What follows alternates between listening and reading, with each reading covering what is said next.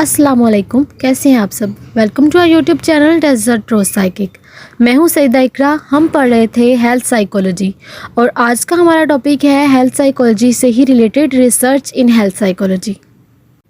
अब यहाँ पे जो बात की गई है हेल्थ साइकोलॉजी से रिलेटेड, इन्होंने कहा है कि some health psychologists study the causes of health problems and how they could be prevented.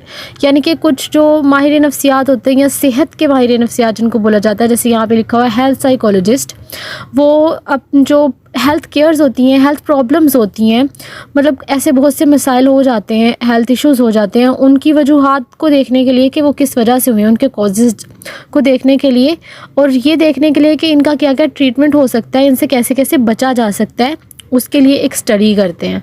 और वो ये भी तहकीक करते हैं कि जो कुछ लोग जिनको बहुत एक प्रॉपर केयर चाहिए होती है, उनको वो केयर क्यों नहीं मिल पाती और उनको उस केयर की ज़रूरत क्यों पेश आती है। इस किस्म की जो स्टडीज़ हैं वो डॉक्टर्स को हेल्प करती हैं कि वो अपने पेशेंट्स को समझ सकें, उनके ट्रीटमेंट को, उनके जो जो उनके अंदर आ रहे हैं सिम्टम्स आ रहे हैं उनको समझ सकें, उनके प्रॉब्लम्स को समझ सकें, उनके प्रॉब्लम के पीछे की वजह को समझ सकें। ये सारी जो तहकीक हो रही होती है ये डॉक्टरों को अपने मरीज़ों को समझने में मदद देती है और अपने मरीज़ों की मतलब कि वो ये भी जान सकें कि उनको प्रॉब्लम क्या है। जैसे यहाँ पे लिखा हुआ है and help their patients come to term with their diagnosis, यानी कि वो ये जान सकें कि इनको क्या इशू है, वो तशखीस कर सकें उसके मर्ज़ की। ये सारी स्टडी इन सब चीज़ों में हेल्प करती है और इसको हम रिसर्च इन हेल्थ साइकोलॉजी का नाम भी दे सकते हैं।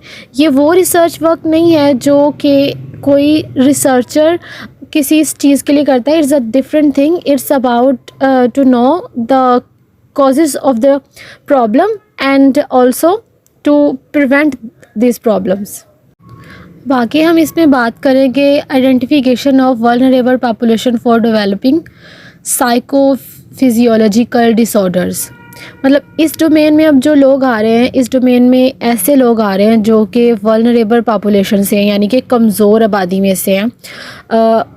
ऐसे लोग शामिल हैं जिनको कि कुछ बहुत ही दायमी ज़हनी बीमारियों का सामना है, जैसे schizophrenia, bipolar, major depression and attention deficit hyper active disorder, जिसको हम ADHD भी बोलते हैं, as well as those with the history of alcohol and substance abuse and those who are suicidal or prone to homelessness। मतलब इसमें सारी psychological disorders, mental conditions आ जाती है, क्रॉनिक मेंटल कंडीशंस आ जाती हैं। ये सब इसकी मतलब कि एक वल्नरेबल पॉपुलेशन का हिस्सा हैं जो, और ये सारे डोमेन्स, ये सारे डिसऑर्डर्स, इनके सिम्टम्स हमें इनकी आइडेंटिफिकेशंस में हेल्प करते हैं। नेक्स्ट टॉपिक है identification of casual relationship, for example predictors and outcomes in health and illness. ये दोनों आइडेंटिफिकेशंस वाले टॉपिक्स जो है ना, कि हमें इस चीज़ के लिए यहाँ पे दिए गए हैं ताकि हम ये जान सकें कि किस तरह की प्रॉब्लम्स हों तो उसको हम किस डोमेन में लेंगे। यहाँ पे एक कैजुअल जनरलाइजेशन की एग्जांपल दी हुई है, क्योंकि उन्होंने एक कैजुअल रिलेशनशिप पूछा है तो हमने कैजुअल रिलेशनशिप इस तरह से एक्सप्लेन किया है स्मोकिंग और लंग कैंसर का। जैसे स्मोकिंग जो है वो कोज़ करती है लंग कैंसर को, स्मोकिंग की वजह से फेफड़े ख़राब हो सकते हैं, उनका कैंसर हो सकता है। और दूसरी चीज़ इसमें ये बोलिए, it's not about an particular smoker but states a special relationship exists between the property of smoking and the property of getting lung cancer। मतलब यहाँ किसी भी पार्टिकुलर स्मोकर की बात नहीं की गई है, यहाँ पे ये बात की गई है कि एक ख़ास मिकदार जो है स्मोकिंग की, उसका किस तरह से रिलेशनशिप बनता है एक ख़ास मिकदार लंग्स के कैंसर का। मतलब कि एक किस तरह से एक बहुत ज़्यादा ख़ास मिकदार में, एक ख़ासी मिकदार में अगर किसी चीज़ का इस्तेमाल किया जाए, स्मोकिंग का की जाए, तो किस तरह एक ख़ास मिकदार में फेफड़ों को कैंसर दे सकती है, फेफड़ों का कैंसर हो सकता है उसकी वजह से। इन दोनों चीज़ों के दरमियान जो रिलेशनशिप है वो यहाँ पे वाज़िया बताया गया है। और ये एग्जांपल थी identification of casual relationship, predictors and outcomes in health and illness. Next topic है यहाँ psychological consequences of physical illness. उन्होंने ये बात कही है यहाँ पे कि जो फिज़िकल इलनेस है वो साइकोलॉजिकल इलनेस की वजह बनती है। जैसे हम लोग ये कह सकते हैं कि हमारी जो जिस्मानी सेहत है, अगर उसमें कोई मसला आता है तो वो हमारी ज़हनी सेहत के ऊपर ऑटोमेटिकली इफ़ेक्ट करेगी, उसकी तरफ ऑटोमेटिकली कोई ना कोई ख़तरा बनता जाएगा। इस पैराग्राफ में भी एक एग्जांपल दी गई है। इन्होंने ये बात की है कि एक long term physical health condition के साथ अगर 3 लोग हैं तो उनमें से एक को ये फ़िज़िकल इलनेस के साथ साइकोलॉजिकल इश्यूज़ भी ज़रूर होंगे।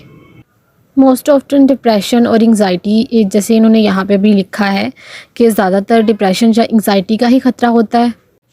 Having a long term physical condition can lead to social isolation, low self-esteem, stigma and discrimination।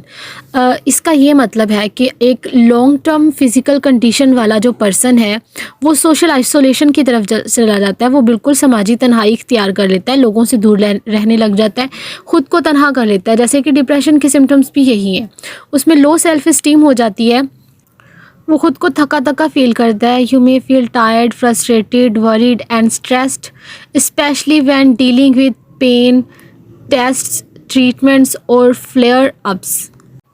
मायूस हो जाता है बंदा, फ़िक्रमंद रहना शुरू हो जाता है, तनाव महसूस करता है, ख़ास तौर पर जब दर्द की हालत में हो, कोई इलाज वगैरह करवा रहा हो, या फिर वो बहुत ज़्यादा भड़क उठता है कि वो किस तरह से इन चीज़ों में से निकले, किस तरह से इलाज करे। और इन सब चीज़ों को जानने समझने के लिए एक स्टडी करते हैं, हेल्थ साइकोलॉजिस्ट एक स्टडी करते हैं, उसको रिसर्च इन हेल्थ साइकोलॉजी का नाम दिया जाता है। रिसर्च इन हेल्थ साइकोलॉजी का ये टॉपिक यहाँ पर हम ख़त्म करते हैं। आज के लिए इतना ही। Thank you so much for watching my video. अगर आपका कोई भी क्वेश्चन हो इस टॉपिक के रिलेटेड तो आप कमेंट सेक्शन में पूछ सकते हैं। बाकी हमारी वीडियो को लाइक कर दीजिएगा और most important thing, subscribe our YouTube channel Desert Rose psychic.